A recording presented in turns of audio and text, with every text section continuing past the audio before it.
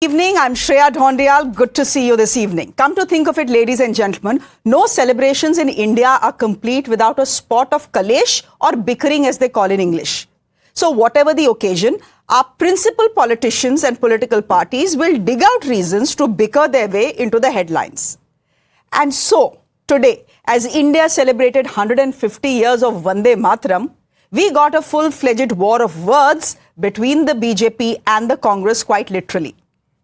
Leading the charge today was the Prime Minister of India, who took direct aim at the Congress party and yes, Pandit Nehru as well, and accused them of having a quote-unquote partition mindset. He said the Vande Mataram was a victim of that mindset when Pandit Nehru decided to adopt Vande Mataram as the national song minus any references to the mother goddess, which he called the soul of the hymn.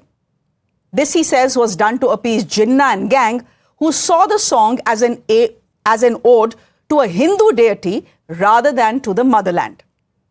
And so, of the 6 stanzas of Bankim Chandra Chatterjee's poem, only the first 2 stanzas were adopted as India's national song. This divisive mindset, the Prime Minister says, sowed the seeds of partition and remains a problem today as well. And then what did the Prime Minister do? He went right ahead and recited these 4 dropped stanzas during the mass recitation that happened today. The political war started soon after, but first we listen into the Prime Minister and then we'll tell you what the opposition is saying. Bankim बाबू के पूरे मूल गीत की पंक्तियां है, तम ही दुर्गा 10 प्रहरण धारिणी, कमला कमल दल विहारिणी, वाणी विद्यादायिनी, नमामि त्वं नमामि कमलाम अमलाम अतुलाम सुजलाम सुबलाम मातरम वंदे मातरम। अर्थात भारत माता विद्यादायिनी सरस्वती भी है, समृद्धि दायिनी लक्ष्मी भी है और अस्त्र शस्त्रों को धारण करने वाली दुर्गा भी है। हमें ऐसे ही राष्ट्र का निर्माण करना है। आजादी की लड़ाई में वंदे मातरम की भावना ने पूरे राष्ट्र को प्रकाशित किया था, लेकिन दुर्भाग्य से 1937 में वंदे मातरम के महत्वपूर्ण पदों को, उसकी आत्मा के एक हिस्से को अलग कर दिया गया था, वंदे मातरम को तोड़ दिया गया था, उसके टुकड़े किए गए थे। Now, ladies and gentlemen, the Congress has hit back with equal ferocity. Mallikarjun Kharge, the Congress president, has pointed to the deep irony. He says, and I'm quoting him now, "It is deeply ironic that those who claim to be the self-proclaimed guardians of nationalism, which is the RSS and the BJP, have never sung Vande Mataram or Jana Gana Mana in their shakhas or events." He goes on to say, for 100 years, the RSS has avoided the Jana Gana Mana and they sing an anthem that glorifies their organization instead of the nation. Of course, here Mr. Mallikarjun Kharge forgot that the RSS anthem also mentions the word Matrabhumi, which is salutation to the motherland. But that's, as they say, selective reading. Both sides do it. The Congress is saying that the BJP is using the anniversary of Vande Mataram for political polarization. But here's the fact, ladies and gentlemen. Since 1937, Vande Mataram has been an enduring controversy because Muslims say it is un-Islamic for them to sing the national song. They say, this is their argument, that Islam allows them to bow only before one entity, and that is Allah. They cannot even bow to their mother.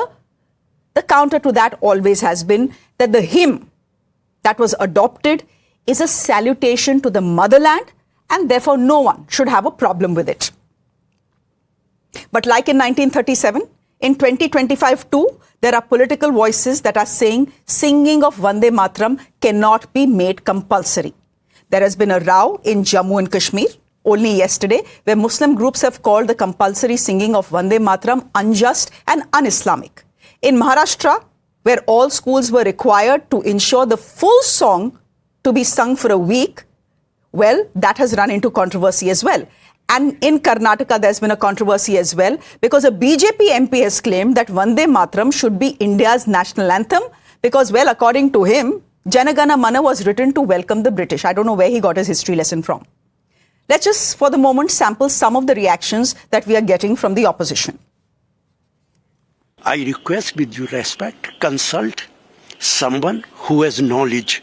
Without knowledge, Prime Minister Saab, you should not come down to this level to blame Congress party. Who decided which part will be the national song?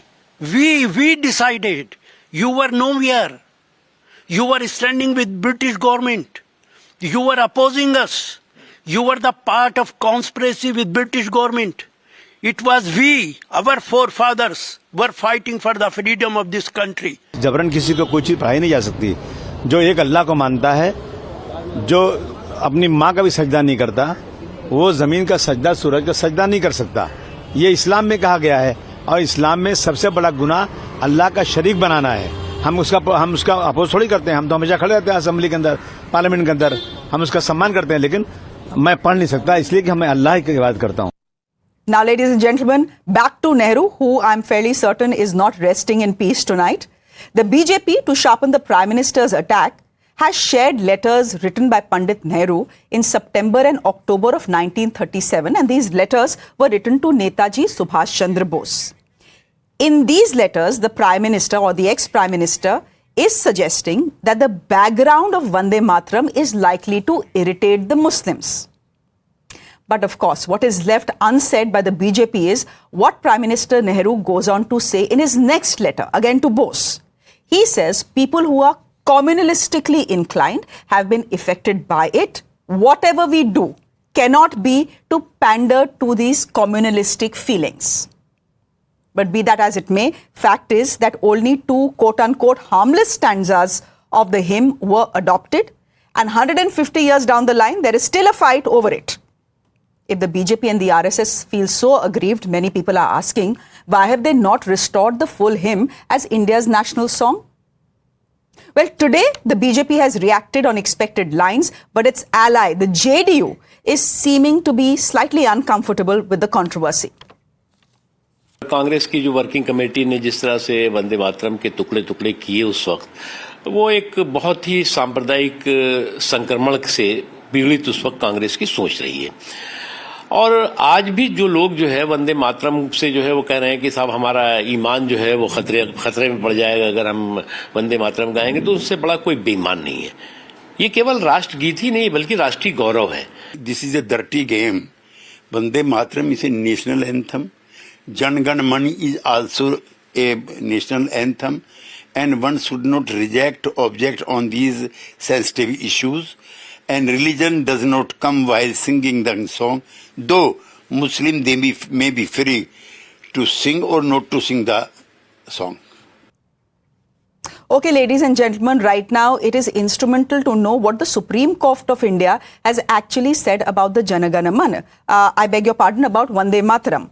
There was a petition in court, and ruling in that petition, the Supreme Court said that the Constitution of India doesn't recognize a national song, in our case Vande Mataram, which is why it cannot be given the same status as Jana Gana Mana, which is our national anthem. Actually, this petition had also asked for Vande Mataram singing to be made compulsory in parliament, in legislatures, in courts as well. The court rejected that and said its singing cannot be made compulsory because the Constitution doesn't even recognize a national song. My guest this evening, Radhika Khera, national spokesperson of the BJP. Hi, Radhika. Good evening. Mr. Awasthi, good evening. You're back with us. You're a political analyst. You're affiliated with the RSS. Today, the Congress party has had some things to say about the RSS as well, so we'll come to you on that. Garima ji. Not only today.